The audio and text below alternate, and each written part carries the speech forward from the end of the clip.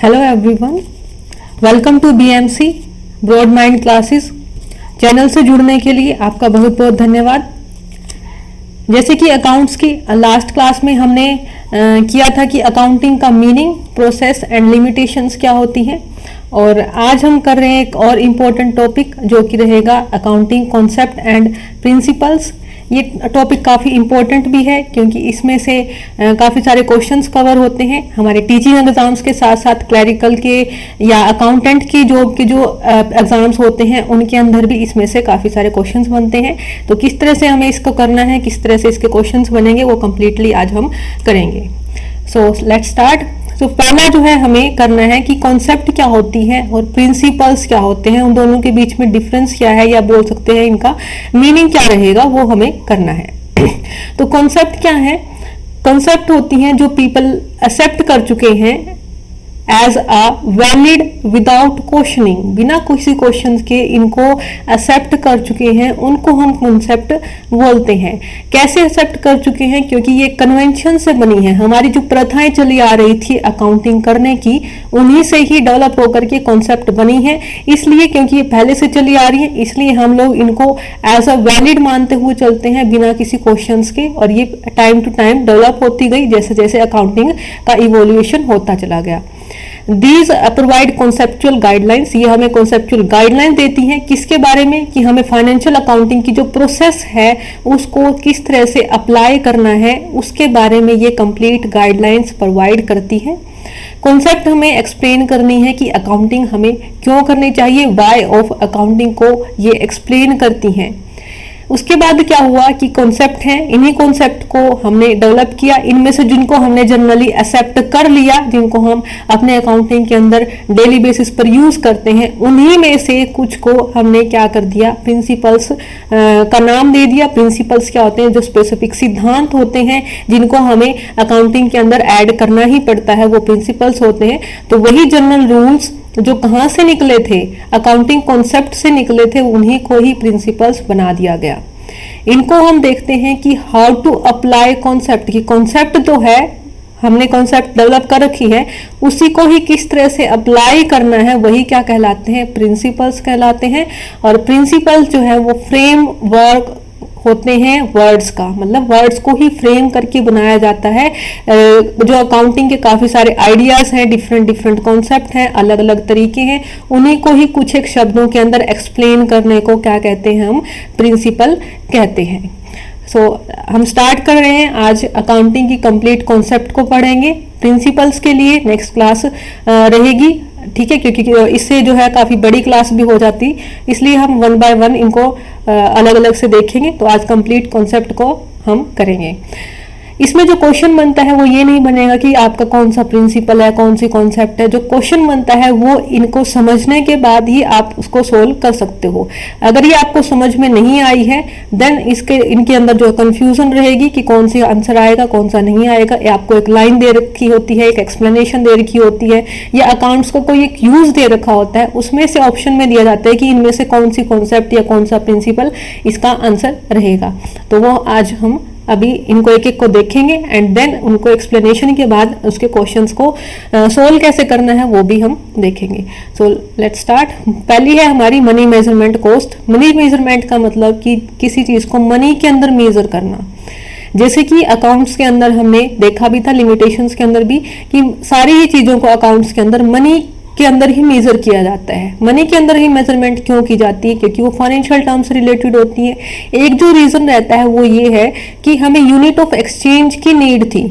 Unit of exchange की, पहले हम गुड्स के बदले में गुड्स का एक्सचेंज करते थे, लेकिन उनकी अकाउंटिंग करना काफ़ी डिफिकल्ट था। उसके बाद हमें एक कॉमन यूनिट की ज़रूरत थी जो क्या कर सके, हमारे अकाउंटिंग के अंदर हेल्पफुल रहे। तो उसके लिए हमें एक यूनिट की ज़रूरत थी, और उसके लिए हमने मॉनेटरी यूनिट को चूज़ किया कि हम सारी ही चीज़ों को मॉनेटरी यूनिट के अंदर लिखेंगे, और उसको इसके लिए जो है हमने मनी मेजरमेंट स्टार्ट की।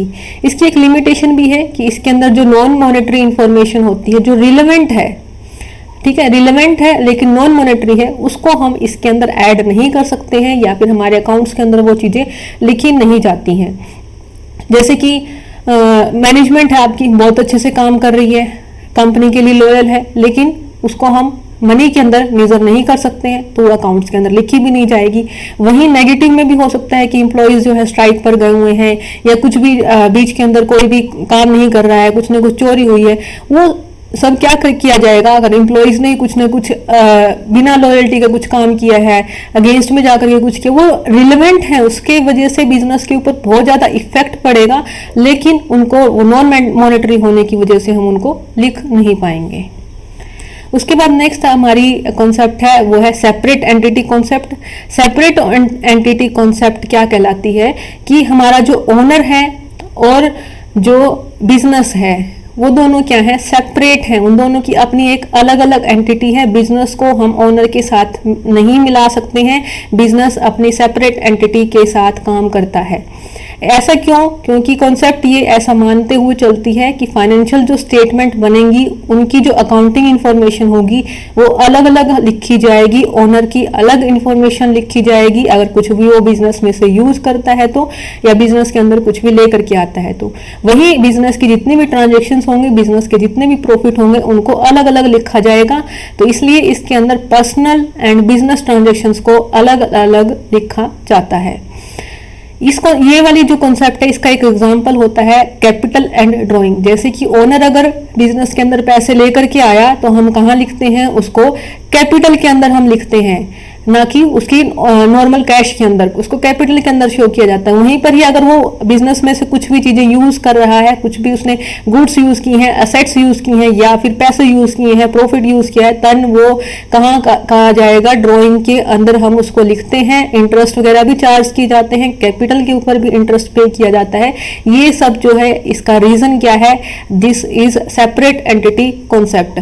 तो क्वेश्चन भी इसी तरह से बनेगा कि हम जो है कैपिटल लिखते हैं या फिर ओनर ने गाड़ी यूज की है बिजनेस की और उसको कहाँ डाल दिया गया है, ड्राइंग के अंदर डाल दिया गया है। तो अब आपको ऑप्शन दिया जाएगा कि कौन सी कॉन्सेप्ट के अंदर ऐसा किया जाता है कि उसको ड्राइंग को बनाना जरूरी होता है। देन आपका आंसर वहां पर क्या रहेगा, सेपरेट एंटिटी कॉन्सेप्ट। ये जो है कॉन्सेप्ट अप्लाई रहती है सोल प्रोप्राइटर के अंदर भी, पार्टनरशिप के अंदर भी, कंपनीज में भी, और जितने भी स्मॉल और लार्ज स्केल एंटरप्राइज होते हैं वहां पर सब जगह ये कॉन्सेप्ट अप्लाई की जाती है। पर्सनल और फाइनेंशियल जो बिजनेस की फाइनेंशियल ट्रांजैक्शंस होती हैं उनको अलग अलग लिखा जाता है। नेक्स्ट हमारी आती है going concern concept. Going concern concept का मतलब क्या है कि बिजनेस हमारा चलता रहेगा, गोइंग रहेगा। कब तक रहेगा? इनडेफिनिट टाइम तक, जब तक हम चाहेंगे इनडेफिनिट लॉन्ग पीरियड तक जो है वो फ्यूचर के अंदर हमारा बिजनेस चलता रहेगा। कोई भी बिजनेस जो है वो अपने लिए असेट्स खरीदता है, कोई भी सामान लेकर के आ रहे हैं, बिल्डिंग उसने लगाई है, वो किस पर्पस से लगाई जाती है, किस पर्पस से असेट्स लेकर के आई जाती हैं कि उनका बिजनेस चलता रहेगा। गोइंग कंसर्न कॉन्सेप्ट को फॉलो किया जाता है।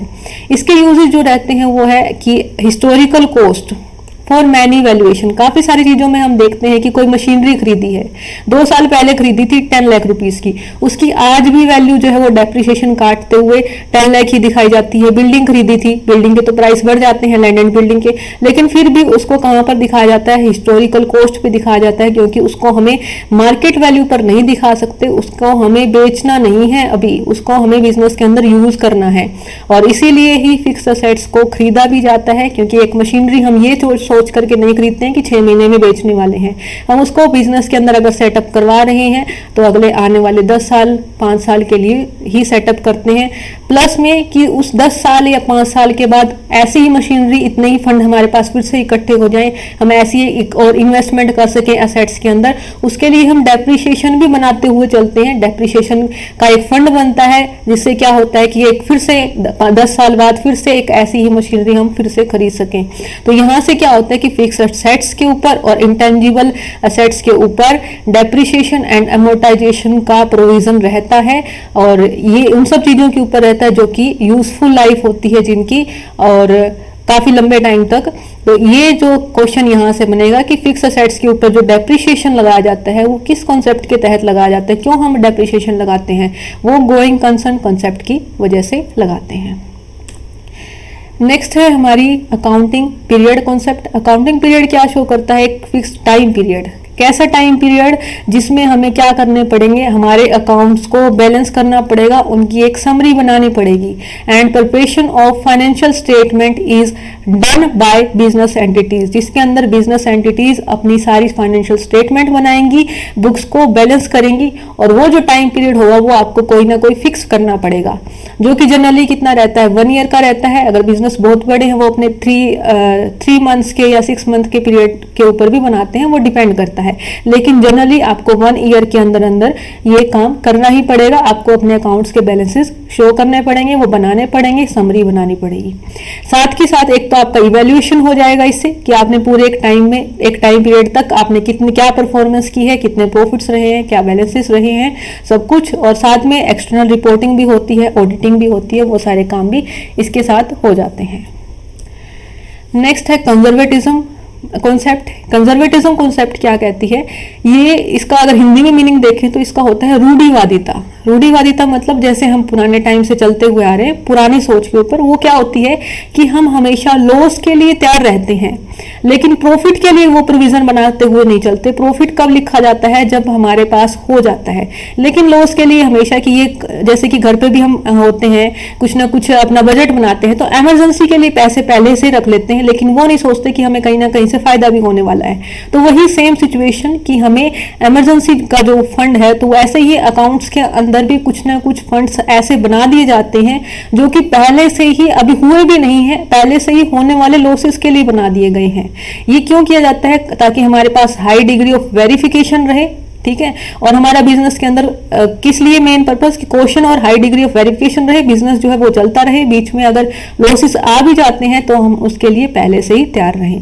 तो ऑल प्रोबेबल लॉसेस, प्रोबेबल मतलब जो अभी हुए भी नहीं है, जिनकी होने की प्रोबेबिलिटी है, चांसेस है, उनको हम क्या करते हैं, डिस्कवर करते हैं। लेकिन ऐसे गेन जो भी हुए नहीं है लेकिन होने के चांसेस हैं, उनको हम इसके अंदर नहीं लिखते हैं। तो इस तरह से ये जैसे कि प्रोविजन ऑफ बैड डेट्स बनाया जाता है। बैड डेट्स क्या होते हैं कि हमारे डेटर्स हैं, पैसे हमारे हमसे जो है सामान उधार पर लेकर के गए हुए हैं, या इतना सामान जो है हमसे गया हुआ है, वो पैसे देंगे नहीं देंगे डिपेंड करता है उनके ऊपर। तो हम क्या कर लेते हैं, इसके लिए पहले से ये प्रोविजन तैयार करके रखते हैं 10%, 5% की हमारे 10,000 के डेटर्स हैं, उसमें से 5% तो अपने पैसे देंगे ही नहीं। तो वो क्या बना रखा है, हमने एक प्रोविजन बना रखा है। और वो प्रोविजन किसके अंडर बना रखा है कि प्रोविजन, इसका मतलब कि वो पैसे अगर नहीं भी आते हैं देन भी हम तैयार हैं हमारे लिए लॉसेस के लिए। तो ये कंजर्वेटिज्म कॉन्सेप्ट के लिए कहा जाता है। ये काफी इंपॉर्टेंट भी है, क्योंकि जब आपसे पूछा जाएगा कि हम लॉसेस के लिए तैयार रहते हैं कौन सी कॉन्सेप्ट के तहत आता है, देन आप इसका आंसर देना काफी डिफिकल्ट हो जाता है, या फिर प्रोविजन फॉर बैड डेट्स जो है कौन सी कॉन्सेप्ट के अंदर आते हैं। तो ये इस कॉन्सेप्ट का मीनिंग जो है बहुत ईजी है, लेकिन इसको आप जो है एक बार समझ के करेंगे तो समझ में आ जाएगा। नेक्स्ट है कंसिस्टेंसी कॉन्सेप्ट। कंसिस्टेंसी कॉन्सेप्ट का मतलब है कि हमें अपना बिजनेस के अंदर जो मेथड्स यूज करने हैं वो कंसिस्टेंटली यूज करने हैं। कंसिस्टेंटली किस तरह से यूज करेंगे कि जब आपने एक स्टार्टिंग में मेथड जो यूज किया है, सेम अकाउंटिंग मेथड, एक काफी लंबे टाइम तक आपको वो यूज करना पड़ेगा। क्यों करना पड़ेगा, क्योंकि इससे हम फाइनेंशियल जो स्टेटमेंट है उनको हम कंपेयर कर पाएंगे। जैसे कि आपके 2020 में आपने क्या किया, अकाउंटिंग बना दी, 2021 की आपने बना दी, उन दोनों को कंपेयर कैसे करोगे कि किसके अंदर ज्यादा प्रॉफिट हुए, किसके अंदर कम प्रॉफिट हुए। अगर आपने अलग अलग मेथड यूज कर दिए होंगे, तो अगर अलग अलग मेथड होंगे तो अलग अलग प्रॉफिट आएगा, उनको कंपेयर करने का कोई मतलब नहीं रहेगा। तो इसलिए ये माना जाता है कि अकाउंटिंग मेथड जो है वो आप कंसिस्टेंटली सेम यूज करें। बाई चांस अगर आप यूज करना भी चाहते हैं तो वो कंप्लीटली आपको फाइनेंशियल अकाउंटिंग के अंदर मेंशन करना पड़ेगा फुल डिस्क्लोजर के साथ कि हमने ये अकाउंटिंग मेथड पहले यूज कर रहे थे, अब हमने ये यूज किया है, इसकी वजह से ये चेंजेस हुए हैं। तो कंप्लीटली आपको वो एक्सप्लेन करना पड़ेगा। For example, if we are using straight line method, depreciation के मेथड अलग अलग होते हैं, उनमें से हम एक स्ट्रेट लाइन मेथड को यूज कर रहे हैं। We should use this method constant, हमें जो है ये एक लगातार यूज करना पड़ेगा। अगर इसको हम नहीं करते हैं, हमें चेंज करना है, तो वो उसके लिए क्या करना पड़ेगा, फुल डिस्क्लोजर करना पड़ेगा फाइनेंशियल स्टेटमेंट के अंदर। अगर नहीं करेंगे तो जो इनका कंपैरिजन होगा वो क्या बन जाएगा, इनवैलिड बन जाएगा, उसका कोई मतलब नहीं रहेगा। तो इसलिए अगर अकाउंटिंग के अंदर जो भी मेथड स्टार्टिंग से यूज कर रहे हैं वो कंसिस्टेंटली होने चाहिए। नेक्स्ट आती है मेटरलिटी कॉन्सेप्ट। मैटरलिटी कॉन्सेप्ट क्या कहती है कि जो भी चीज आपके बिजनेस की मैटर से रिलेटेड है, मटेरियल आइटम्स है, उनको यूज करना ही पड़ेगा फाइनेंशियल स्टेटमेंट के अंदर, या फिर उनको जो है प्रॉपरली दिखाना चाहिए। मटेरियल थिंग्स कौन सी होंगी या फिर मटेरियल आइटम्स कौन सी होंगी जिनका इंक्लूजन का मतलब अकाउंट्स के अंदर इंक्लूड करना या फिर एक्सक्लूड करना, ठीक है। इंक्लूजन एंड एक्सक्लूजन क्या करे, आपके डिसीजन को इफेक्ट डाले, वो चीज क्या कहलाएगी, मटेरियल आइटम्स कहलाएंगी। अब वो मटेरियल आइटम आपके बिजनेस की है या नहीं है, वो आपके बिजनेस के ऊपर ही डिपेंड करेगा। किस तरह से, मान लो कि एक साइज ऑफ द कंपनी के ऊपर डिपेंड करेगा। मान लो कि एक बहुत बड़ी कंपनी है जिसके नेट एसेट्स जो है वो 2000 करोड़ की हैं। अब उन्होंने क्या किया, कोई भी उनका एक खर्चा है 100 रुपीज का, या फिर कुछ भी एक उन्होंने 100 रुपीज का एक कैलकुलेटर ही खरीदा है मान लेते हैं, तो वो उनके लिए जो 2000 करोड़ की एसेट्स हैं वो उसके यहाँ पर 100 रुपीज के कैलकुलेटर की वैल्यू बहुत कम है। बोल सकते हैं कि बिल्कुल परसेंटेज में भी लगाएं तो 0.00 पता नहीं कितने परसेंटेज का हिस्सा बनेगी। तो यहाँ पर 100 रुपए की कोई एसेट्स दिखाना कि कोई मतलब नहीं रह जाता है। तब वो क्या बन जाएगी, वो 100 रुपए ई मटेरियल बन जाएंगे इस बिजनेस के लिए। वहीं पर ये एक बहुत छोटा सा बिजनेस है, एक सिंपल शॉप है, उसके पास अगर उसने वहां पर क्या खरीदा है, कैलकुलेटर खरीदा है, देन वही चीज 100 रुपए वाली ही उसके लिए क्या बन जाएगी, मटेरियल बन जाएगी। तो आपको मटेरियलिस्टिक चीजें ही दिखानी है जो बिजनेस के अंदर वैल्यूएबल भी हो और जिसका जो है इफेक्ट डिसीजन मेकिंग के ऊपर पड़ता हो, जिससे डिसीजन इफेक्ट होते हो। 2000 करोड़ की असेट्स हैं, 100 रुपए का कैलकुलेटर क्या इफेक्ट डालेगा, नहीं इफेक्ट डालेगा। तो वहीं पर ही इंक्लूजन और एक्सक्लूजन क्या करे, डिसीजन के ऊपर इफेक्ट डाले, वो चीजें मटेरियलिटी कॉन्सेप्ट कहलाती है कि उन्हीं चीजों को ऐड किया जाए जो मटेरियलिस्टिक हैं। Thank you so much. Please like share and subscribe. कोई भी डाउट हो तो प्लीज कमेंट जरूर कर दिया करें, और इसकी पीडीएफ लेने के लिए टेलीग्राम चैनल गिवन है लिंक के अंदर, वो भी करें, ठीक है। And thank you so much.